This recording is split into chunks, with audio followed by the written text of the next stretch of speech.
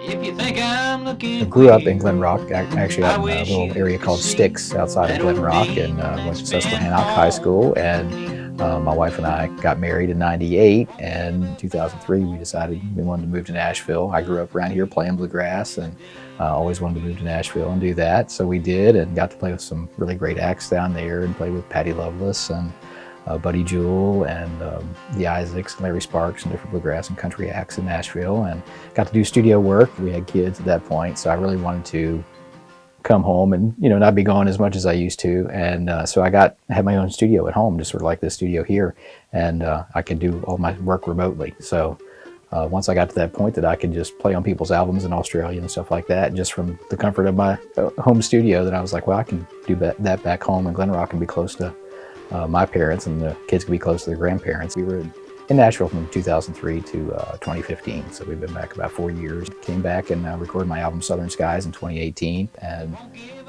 Haunting Me, the video Brian Lazaro and I did, is on that album. Bluegrass is basically acoustic music, with banjos and mandolins and fiddles and dobros and that kind of stuff. Not a whole lot of drums. Every once in a while there's a little bit of drums on my album, but not a lot. My dad didn't play anything, but he was from Eastern Kentucky. We would always go back and visit, and I'd hear bluegrass, and my dad would listen to bluegrass on the radio up here.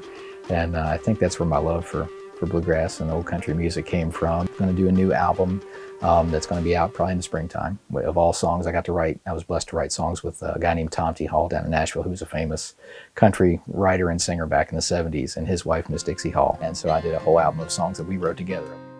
I'm just trying to get out there and play more music for more folks.